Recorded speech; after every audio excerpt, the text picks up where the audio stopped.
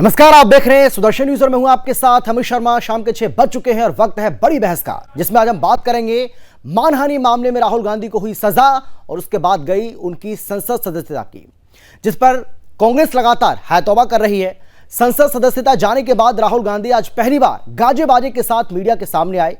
उम्मीद यह की जा रही थी कि राहुल गांधी मीडिया कर्मियों के सभी सवालों का जवाब देंगे, लेकिन राहुल गांधी सवालों का जवाब देने के बजाय उन्हें टालते नजर आए। राहुल से जब सदस्यता बहाली के लिए यह सवाल किया गया तो राहुल ने कहा कि मुझे कोई फर्क नहीं पड़ता है। सवाल यह है कि अगर वाकई कोई फर्क राहुल गांधी को नहीं पड़ता है तो फिर कांग्रेस पार्टी को इतना है तौबा करने की आदत क्यों पड़ गई है, या कांग्रेस पार्टी इतना है तौबा किस लिए कर रही है। राहुल गांधी ने अपनी इस प्रेस कॉन्फ्रेंस में यह बार बार कहा कि वो किसी से डरते नहीं है, लेकिन इस दौरान उनकी बॉडी लैंग्वेज उनके बयानों से मैच नहीं कर रही थी। तो दूसरी तरफ राहुल की प्रेस कॉन्फ्रेंस के बाद बीजेपी की तरफ से रविशंकर प्रसाद ने मोर्चा संभाला और उन्होंने राहुल गांधी पर झूठ बोलने का आरोप लगाया। साथ ही कहा कि राहुल गांधी नाखून काटकर बलिदानी होना चाहते हैं। साथ ही घोषणा की कि आने वाले समय में बीजेपी राहुल गांधी की ओर से ओबीसी समाज के किए गए अपमान को लेकर सड़कों पर उतरेगी। जाहिर है इस साल कई राज्यों में विधानसभा के चुनाव होने हैं, अगले साल लोकसभा का चुनाव भी होना है। इस पूरे मामले को लेकर राजनीति और ज्यादा गरमाएगी, लेकिन सबसे बड़ा सवाल यही है कि अगर राहुल गांधी को सच में संसद सदस्यता जाने से कोई फर्क नहीं पड़ा है तो वो इतने डरे क्यों हैं। क्यों वो और उनकी पार्टी देश के कानून, संविधान और न्यायपालिका पर भरोसा नहीं कर रहे हैं। आज चर्चा इसी को लेकर करेंगे, लेकिन पहले एक रिपोर्ट आपको हम दिखाते हैं, क्योंकि एक बड़ा पैनल हमारे साथ मौजूद है। कौन कौन लोग हमारे साथ मौजूद हैं वे आपको बताएंगे, लेकिन पहले एक रिपोर्ट देखिए, उसके बाद चर्चा की शुरुआत करते हैं।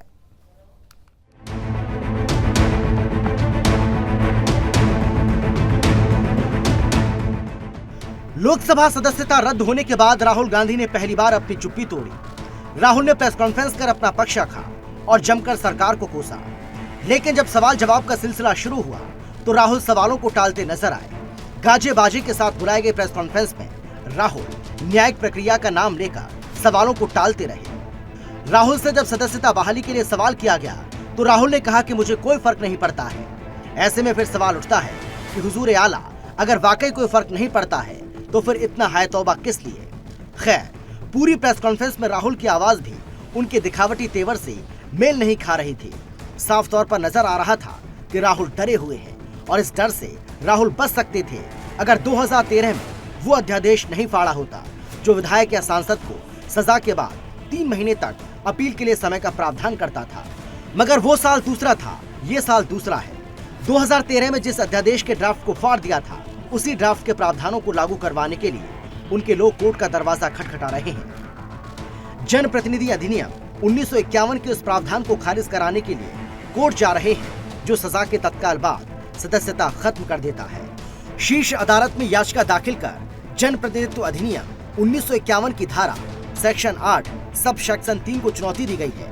याचिका में कहा गया है कि दोष सिद्ध होने पर जनप्रतिनिधियों की ऑटोमेटिक अयोग्यता अवैध और मनमानी है। बहरहाल अब देखना बड़ा ही दिलचस्प है कि इस सियासी घमासान में आगे क्या होता है। Bureau report, Sudarshan news. अगर ये सोचें कि मुझे डिस्क्वालीफाई करके, धमका के, जेल में डाल के मुझे बंद कर सकते, नहीं, मेरी वो हिस्ट्री नहीं है। मैं हिंदुस्तान के लोकतंत्र के लिए लड़ रहा हूं और मैं हिंदुस्तान के लोकतंत्र के लिए लड़ता रहूंगा। किसी चीज से नहीं डरता हूं, यह सच्चाई है। भटकाने की कोशिश की, गलत बयानी की और विषय पर कुछ नहीं बोले।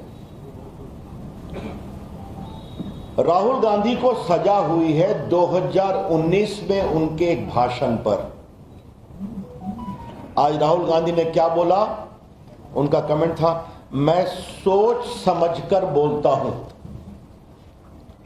तो राहुल गांधी ने 2019 में जो बोला था वो सोच समझकर बोले थे। मैं उन्हीं की बात को कोट कर रहा हूं। और उन्होंने क्या कहा था, ये सारे मोदी चोर क्यों होते हैं। मोदी बिहार, पूर्वी भारत, पश्चिम भारत में पिछड़े और अति पिछड़े समाज से आते हैं, सबसे बड़ी संख्या। तो श्रीमान राहुल गांधी ने पिछड़े समाज का अपमान किया था पब्लिक मीटिंग में। तो आज हम इसी को लेकर चर्चा करेंगे। एक बहुत बड़ा पैनल फिलहाल हमारे साथ मौजूद है। कौन कौन लोग मौजूद हैं वो आपको हम बताते हैं। आलोक वसी हमारे साथ जुड़ गए हैं, जो कि बीजेपी के प्रवक्ता हैं। इसके साथ ही हमारे साथ रत्नाकर सिंह जी, जो कि कांग्रेस पार्टी के प्रवक्ता हैं। इसके साथ ही अश्विनी मिश्रा, जो कि पॉलिटिकल एनालिस्ट हैं, वो हमारे साथ जुड़ गए हैं। और इसके साथ ही प्रमोद कुमार जी, जो कि सुप्रीम कोर्ट के अधिवक्ता हैं, वो भी हमारे साथ जुड़ गए हैं। चर्चा की शुरुआत करेंगे और इसके बाद ही एक गंभीर चर्चा इस पर हम करने वाले हैं, क्योंकि कांग्रेस पार्टी की ओर से, राहुल गांधी की ओर से बार बार ये कहा जा रहा है कि हम डरते नहीं हैं, हम झुकते नहीं हैं। लेकिन अगर सच में इसमें किसी तरह की कोई सच्चाई है तो फिर इतनी हाय तौबा कांग्रेस पार्टी की ओर से क्यों की जा रही है। और चलिए अब बिना समय गवाए चर्चा की शुरुआत करेंगे। कौन कौन खास मेहमान हमारे साथ मौजूद हैं, परिचय मैं करा चुका हूं। हमारे साथ एक बार फिर से चलिए करा देते हैं। आलोक वसी हैं, जो कि बीजेपी के प्रवक्ता हैं। इसके साथ ही रत्नाकर सिंह जी, जो कि कांग्रेस के प्रवक्ता हैं। अश्विनी मिश्रा जी, जो कि पॉलिटिकल एनालिस्ट हैं। और इसके साथ ही प्रमोद कुमार जी, जो कि सुप्रीम कोर्ट के अधिवक्ता हैं। लेकिन सबसे पहले मैं रत्नाकर जी आपके पास आना चाहूंगा और मेरा सीधा सवाल आपसे यह है, राहुल गांधी बार बार ये कह रहे हैं कि वो किसी से डरते नहीं है, वो झुकने वाले नहीं है। अपनी इस प्रेस कॉन्फ्रेंस के दौरान भी उन्होंने ये बात कही कि वो डरे नहीं है और ना ही वो डरेंगे। लेकिन अगर कांग्रेस पार्टी डर नहीं रही है, राहुल गांधी अगर डर नहीं रहे, तो इतनी लंबी चौड़ी प्रेस कॉन्फ्रेंस क्यों की जा रही है? कांग्रेस पार्टी के तमाम जो कार्यकर्ता हैं वो सड़कों पर दिखाई क्यों पड़ रहे हैं और बैठक दर बैठकें क्यों जा रही हैं? अगर वाकई में डरे नहीं है, ना तो कांग्रेस पार्टी डरी हुई है और ना ही राहुल गांधी डरे हुए हैं। तो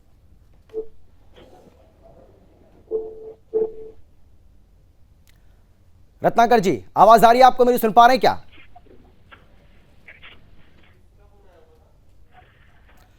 रत्नाकर जी, मेरी आवाज पहुंच पा रही है आप तक? सुन पा रहे हैं क्या आप मुझे?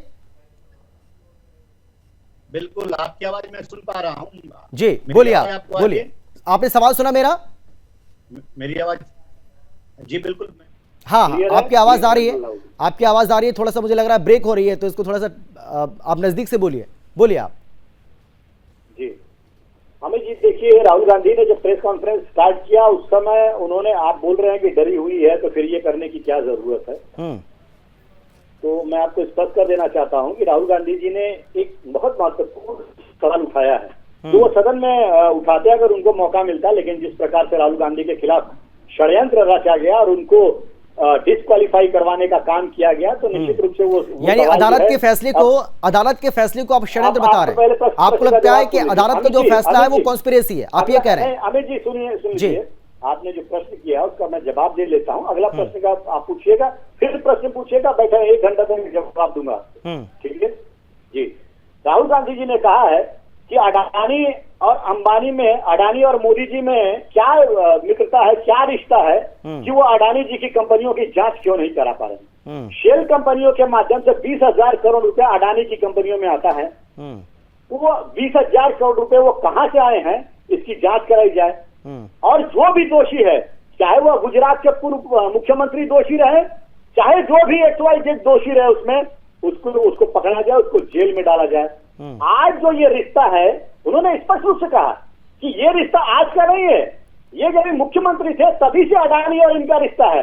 और पूरी प्लानिंग के तहत ये जो है, अरे ये बयान तो 2019 में दिया था ना भाई। अडानी का मुद्दा तो अभी उठा रहे हैं आप, तो अडानी के मुद्दे से तो आप इसको जोड़ने की कोशिश कर रहे हैं, लेकिन फैसला तो अदालत का है ना।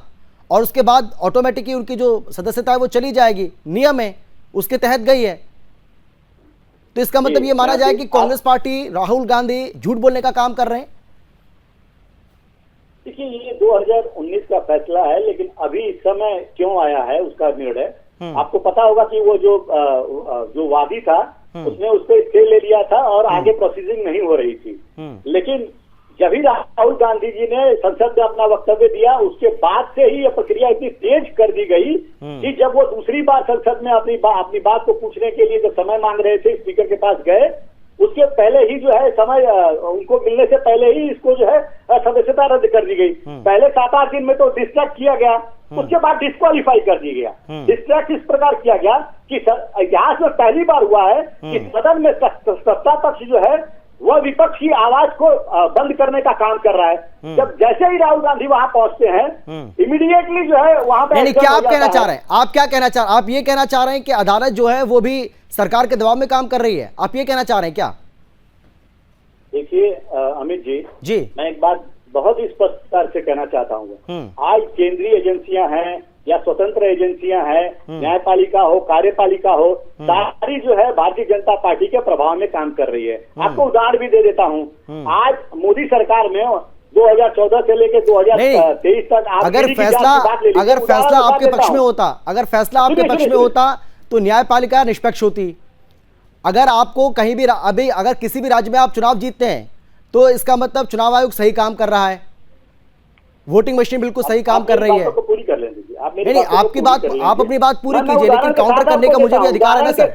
खैर चलिए, मैं आता हूं आपके पास, मैं लौटूंगा। अमित जी, उदाहरण के साथ आपको बताता हूं किस तरह बोलिए। से स्वतंत्र एजेंसियां जो है वो मोदी सरकार के प्रभाव में काम कर रही हैं। 2014 से लेकर 2023 में राजनेताओं के ऊपर 121 राजनेताओं के ऊपर ईडी के केसेस हैं, लेकिन उस 121 केसेस में 115 केसेस जो है वो सिर्फ विपक्ष के नेताओं के ऊपर क्यों है? 95% ईडी को सिर्फ विपक्ष के नेता ही घोटालेबाज नजर आते हैं। प्रश्न यहाँ पे है, अगर आपकी नहीं सर, मेरी बात सुनिए, ये अदालत का फैसला है, ये फैसला अदालत का फैसला है भाई। आपके पास कानूनी दांवपेच आजमाने का पूरा आपके पास मौका है, आप कानून का पालन करिए, इसमें आप अदालत का सहारा लीजिए, लेकिन एक माहौल क्रिएट कर देना, एक माहौल क्रिएट कर देना, राहुल गांधी को इस तरीके से हीरो पेश कर देना और बार बार इस बात का जिक्र करना कि हम डरे नहीं है, हम थके नहीं है, ना रुकेंगे ना डरेंगे, ये क्या जताता है? इससे तो ऐसा लग रहा है कि कोरी राजनीति करने का आप काम कर रहे हैं इस पूरे मामले पर। जो भी फैसला आया है हम उसको सर स्वीकार करते हैं। हम जो है आज सिर्फ ये पूछना चाहते हैं कि जब भी हम अडानी के ऊपर प्रश्न करना चाहते हैं, जब भी हम अडानी की जांच, जेपीसी की जांच की मांग करते हैं, तब आप कुछ इस तरह से जो है डाइवर्ट करने का कोशिश करते हैं। आज भी आपने सुना ना, अडानी के ही मुद्दे पे तो आप जेपीसी जांच कराइए। 68% जो जनता जनप्रतिनिधियों को विपक्ष की पार्टियां हैं मांग कर रही हैं कि आप जेपीसी की जांच कराइए। 32% जो है, लेकिन जिस अडानी का आप जिक्र कर रहे हैं, जिस अडानी का आप जिक्र कर रहे हैं सर, वही अडानी राजस्थान में भी इन्वेस्ट कर रहा है। नहीं, वही अडानी राजस्थान में भी इन्वेस्ट कर रहे हैं, वही अडानी छत्तीसगढ़ में इन्वेस्ट कर रहे हैं, वही अडानी पश्चिम बंगाल में भी इन्वेस्ट कर रहे हैं। तो सर अडानी अगर इतने बुरे होते तो भाई राजस्थान और छत्तीसगढ़ में तो आप ही की सरकार है, तो वहां आप क्यों इन्वेस्ट करवा रहे हैं, क्यों निवेश कर रहे हैं वो? अगर अडानी इतने ही बुरे हैं, इतने भ्रष्ट हैं, जो राहुल गांधी ने आज कहा भी। जी, आपके हर सवाल का, सैकड़ों सवालों का जवाब दूंगा, मुझे पूरा जवाब देने का मौका दीजिए, बीच में प्रश्न मत करिए प्लीज, मेरा रिक्वेस्ट है। चलिए सर, आपने बहुत लंबा हो गया आपसे सवाल मेरा, मैं आ रहा हूं आपके पास, मैं लौटूंगा आपके पास, लेकिन मैं आपके पास आना चाहूंगा आलोक जी। आलोक जी, बार बार आप ये कह रहे हैं कि सरकार का इसमें किसी तरह का कोई रोल नहीं है, अदालत का ये फैसला और उसके बाद ऑटोमेटिकली उनकी जो संसद की सदस्यता है वो चली जाएगी नियम के मुताबिक। आप सही कह रहे हैं, आप बिल्कुल गलत नहीं कह रहे हैं, लेकिन आपकी ओर से ये कहा जाना बार बार कि ओबीसी का अपमान किया है, ओबीसी समुदाय का अपमान किया है और इस पूरे मामले को लेकर आप आगामी दिनों में सड़कों पर उतरेंगे और राहुल गांधी को घेरने का काम करेंगे, कांग्रेस पार्टी को घेरने का काम करेंगे। तो इससे तो ये समझ आ रहा है कि आप भी इस पूरे मामले को लेकर, चाहे ये बेशक अदालत का फैसला है, आप भी इस पर कर तो राजनीति रहे, आपको भी विधानसभा का चुनाव, लोकसभा का चुनाव नजर आ रहा है।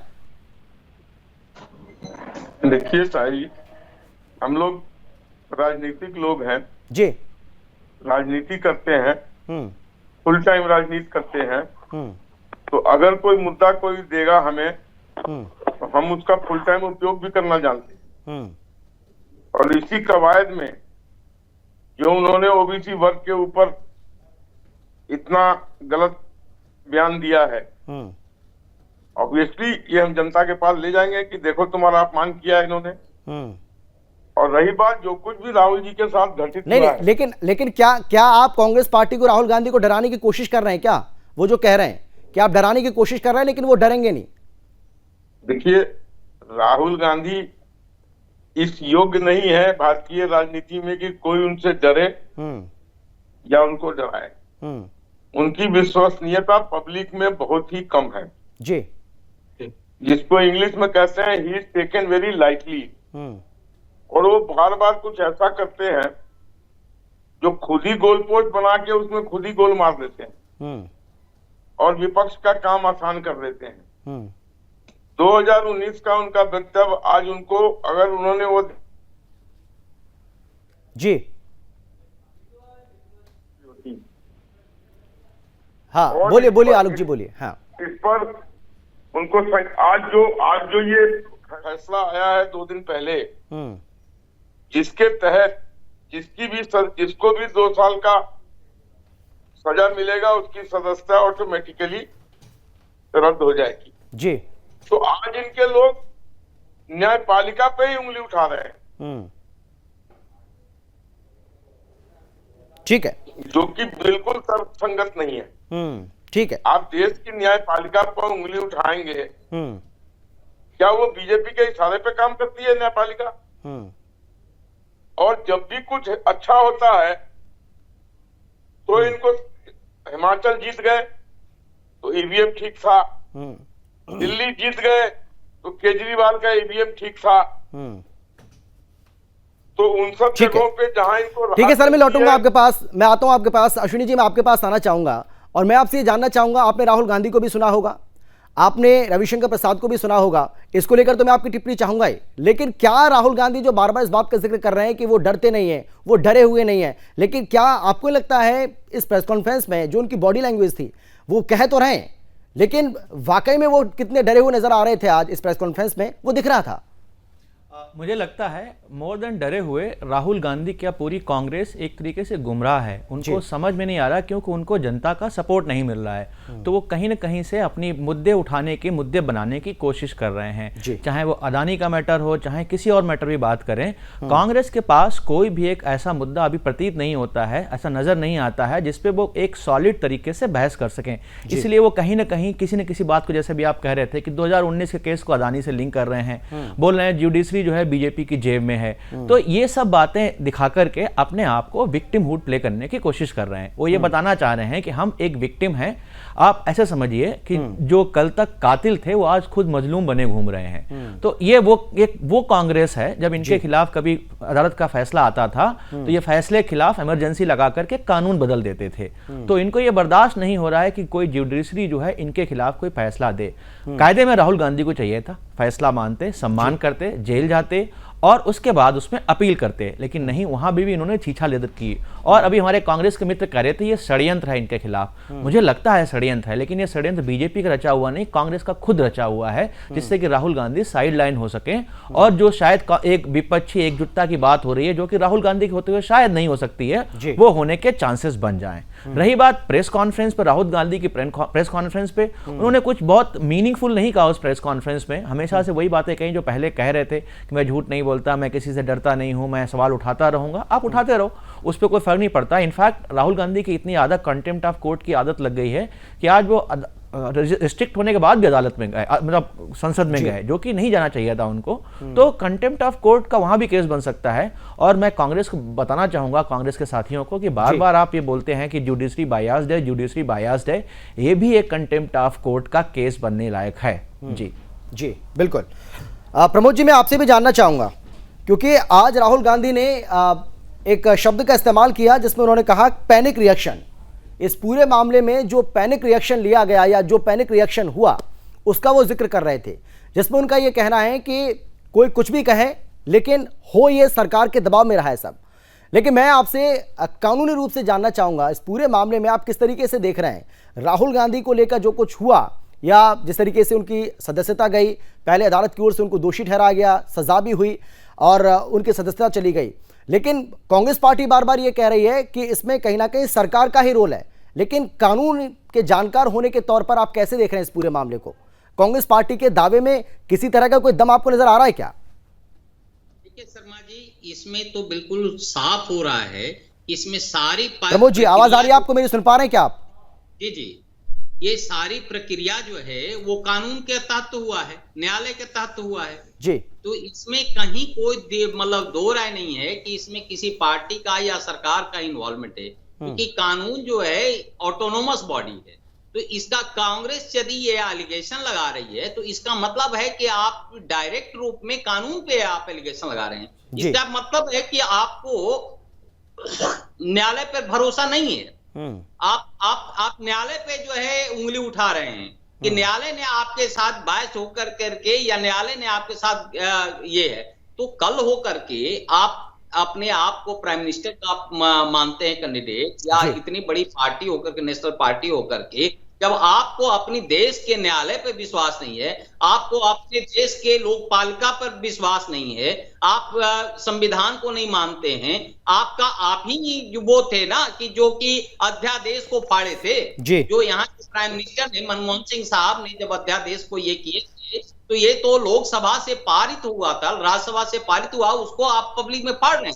तो ये इंडिकेट दिखा रहा है कि आप, इसका मतलब ना किसी आप न्यायालय को मान रहे हैं, ना ही किसी लोकतांत्रिक प्रणाली को मान रहे हैं, ना ही आप संविधान को मान रहे हैं, और केवल एक उंगली उठाना किसी पर, और किसी पर जो है एक आरोप का प्रत्यारोप करना, वो भी बहुत निम्न स्तर के। देखिए ये जो घटना हुआ है जिसमें एच वर्मा साहब ने, जो मजिस्ट्रेट साहब ने जो सजा किए हैं, उन्होंने मौका दिया थी इनको कि आप माफी मांग लो, आप कम से कम रियलाइज करो, लेकिन इनमें पूरी अकड़ थी।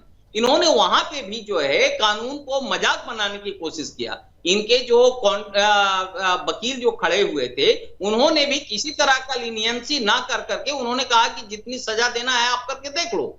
तो उनको क्या, या तो वो अनभिज्ञ हैं, या उसमें तो कोई सरकार नहीं थी, उन्होंने तो जो है मौका दिया था कि आप जो है रियलाइज करो कम से कम कि आपने जो गलती किया है। और जो भर्सन जो दिया है, इसमें तो कोर्ट में साबित हो गया ना कि आपने गलती किया है, आपने मानहानि किया है, आपने एक सर्टेन समुदाय को, जो मोदी समुदाय के नाम से आपने दिए हैं, सबको बदनाम करने की जो है कोशिश की है। तो ये तो न्यायालय ने दूध का दूध पानी का पानी कर दिया। अब इसमें किसी पर आरोप प्रत्यारोप आरोप लगाना, मैं समझता हूं कि ये बिल्कुल बेवकूफाना, और जनता देख रही है। देखिए न्यायालय भी इस चीज को देख रहा है। आपको चाहिए था इसमें अपील में जाना तुरंत, आप अपील में भी नहीं जा रहे हैं। यदि अपील में आप चले जाते तुरंत, तो हो सकता है आपका सदस्यता नहीं जाता। देखिए जो सदस्यता भी जो है वो पब्लिक का जो ये एक्ट जो बना हुआ था, उसमें साफ लिखा हुआ है एक्ट में कि जैसे ही आपको सजा कोई कोर्ट करता है, उसी दिन से आपका सदस्यता समाप्त माना जाता है। तो मैं नहीं समझता हूं सदस्यता भी जो समाप्त हुआ है वो कहीं किसी तरह का कोई दबाव या कोई इस तरह से बायस होकर के किया गया है। ये सारे के सारे कानून के तहत किया गया, और कानून जो है आपके समय में ही सारा बना हुआ है। ये कांग्रेस पार्टी के समय में ही बना हुआ है। तो या तो कांग्रेस पार्टी ये दिखाना चाह रही है कि हम कानून बनाते भी हैं, हम कानून को बर्बाद भी करते हैं, कानून हमारे इशारे पर चलती है। आप देखिए कि जिस समय ये कानून का कई बार ऐसा हुआ था कि इन्होंने मजाक बना करके रखे थे। ब्रेक के बाद एक बार फिर से आपका स्वागत है। चलिए चर्चा को आगे बढ़ाएंगे, लेकिन आलोक जी, रत्नाकर जी मैं आपके पास आऊंगा, लेकिन उससे पहले रत्नाकर जी मैं आपके पास आना चाहूंगा। मैं आपसे जानना चाह रहा हूं कि क्या आपको नहीं लगता है कि कांग्रेस पार्टी को, राहुल गांधी को भी आज लग रहा होगा कि 2013 में जो अध्यादेश उन्होंने फाड़ा था, अगर वो उस अध्यादेश को ना फाड़ते तो हो सकता है आज ये नौबत कांग्रेस पार्टी के सामने, राहुल गांधी के सामने आती नहीं। रत्नाकर जी,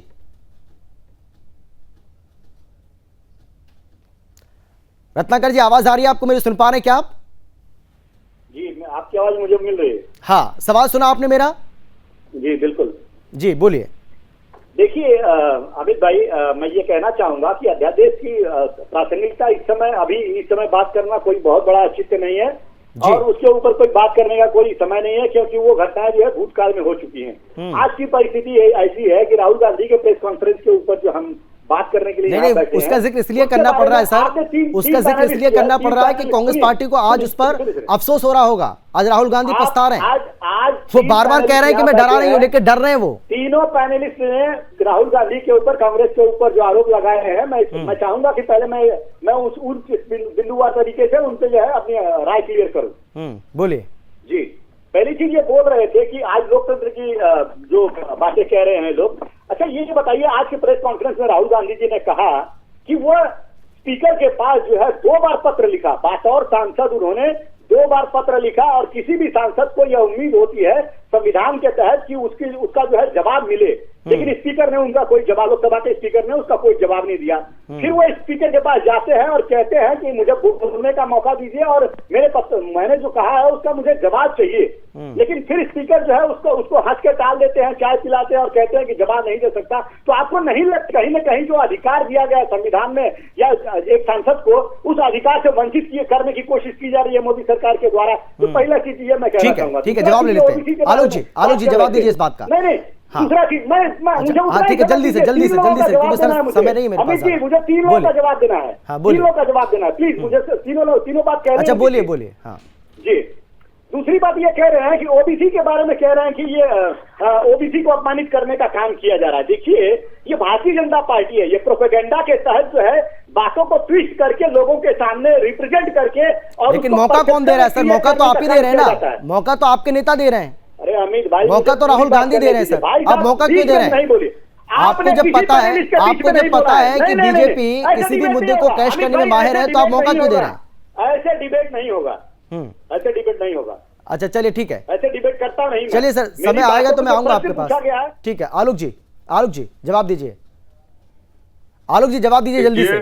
हाँ, रत्नाकर भाई इस बात को भूल रहे हैं कि अगर ये फुल टॉस देंगे तो हम छक्का मारेंगे ही मारेंगे। ये ऐसी हरकतें क्यों करते हैं जिससे कि विपक्ष को मौका मिलता है इनके ऊपर उंगली उठाने का, बिठा के और बात कराते हैं और उनका जवाब देने के लिए मुझे समय नहीं देते हैं। अब आप थोड़ी देर के लिए शांत हो जाइए रत्नाकर भाई। आलोक जी बोलिए, आप बोलिए। रत्नाकर जी, मैंने पूरा वो दिया आपको मौका, ऐसा नहीं है, पूरा मौका दिया मैंने रत्नाकर जी, आप ये आरोप मत लगाइए। दूसरी बात कंप्लीट कर ही नहीं पाया मैं, दूसरी बात कंप्लीट नहीं कर पाया, तीसरी बात। अब सर 10 मिनट आप बोलेंगे, ऐसे थोड़ी है कि 10 मिनट आप ही बोलते रहेंगे, और भी तो लोग तो हैं पैनल में से, मौका तो सबको देना पड़ेगा। आपके पास कंप्लीट करने के लिए कुछ नहीं है, आप सुनीता में है, जवाब मुझे ही देना तीनों लोगों का कि आरोप सिर्फ लगता जाए। कांग्रेस भारत के प्रतिनिधि है। अच्छा आलोक जी एक सेकंड रत्नाकर जी को सुन लेते हैं थोड़ा सा। हाँ बोलिए रत्नाकर जी, बोलिए क्या कहना चाह रहे हैं आप, जल्दी से बोलिए, लेकिन बहुत ज्यादा समय नहीं है। बिल्कुल जल्दी से। देखिए, अगर 40-45 सेकंड में अपनी बात आप रख पाए, बोलिए आप। बिल्कुल। राहुल गांधी जी ने अपने प्रेस कॉन्फ्रेंस में बहुत स्पष्ट तौर से कहा है कि भारत जोड़ो यात्रा के दौरान हम लाखों लोग, करोड़ों लोग जो हमारे साथ जुड़े, वो किसी जाति वर्ग को देखकर हमारे साथ नहीं जुड़े थे, और ना ही हमने किसी जाति वर्ग को कहा कि आप आइए, आप नहीं आइए। ये प्रोपेगेंडा है, और प्रोपेगेंडा के तहत जो है राहुल गांधी जी के ऊपर जो है आरोप लगाया जा रहा है। हम किसी भी जाति का, किसी भी अश्विनी जी जल्दी से 10 सेकंड में विश्वास करते हैं। अश्विनी जी, हाँ ठीक है। मुझे लगता है जिस हिसाब से राहुल गांधी पर जो प्रतिक्रिया भी आ रही हैं विपक्ष और भी आम पार्टियों की, चाहे अखिलेश यादव हो, चाहे आम आदमी पार्टी हो, आम आदमी पार्टी जो कांग्रेस के खिलाफ लड़के बनी थी वो भी राहुल गांधी के साथ सहानुभूति दिखा रही है। तो मुझे लगता है कि ये वही एक तरीके से सिस्टम चल रहा है कि चोर चोर मौसेरे भाई, सब लोग एकजुट होकर के बीजेपी की जो मैंडेट जनता दे रही है बार बार, उसके खिलाफ कोशिश कर रहे हैं अपना एक एजेंडा बनाने की। ठीक है, चलिए, मैं चाहता था कि प्रमोद जी से भी 10 सेकंड का उनका रिएक्शन जो है वो ले लूं, लेकिन उनका ऐसा लग रहा है कि नेटवर्क चला गया है। बहुत धन्यवाद आप सभी का हमारे साथ जुड़ने के लिए, चर्चा में शामिल होने के लिए, अपनी अपनी बात रखने के लिए। लेकिन अगर कांग्रेस पार्टी को ये लगता है कि सरकार की तरफ से उसके खिलाफ साजिश की जा रही है, राहुल गांधी के खिलाफ साजिश की जा रही है, अगर उसमें उसे ऐसा लग रहा है, तो वो कानून का पालन कर सकते हैं, देश का संविधान उसका ध्यान वो रख सकते हैं, न्यायपालिका के ऊपर भरोसा कर सकते हैं, यानी उनके पास बहुत सारे विकल्प हैं, उन विकल्पों का वो इस्तेमाल कर सकते हैं। लेकिन इसी तरीके से आरोप लगा देना, सरकार के ऊपर उस बात को डाल देना, ये कहीं से भी न्यायोचित नहीं लगता है, कहीं से भी उचित नहीं लगता है। और इसीलिए कांग्रेस पार्टी के पास जो अब विकल्प बचे हैं, राहुल गांधी के पास जो अब विकल्प बचे हैं, उन विकल्पों का वो इस्तेमाल करें, ना कि बेबुनियाद आरोप लगाकर इस तरीके से देश की जनता को गुमराह करने का काम करें। फिलहाल इतना ही, लेकिन देश और दुनिया की बाकी खबरों के लिए आप देखते रहिए सुदर्शन न्यूज। नमस्कार।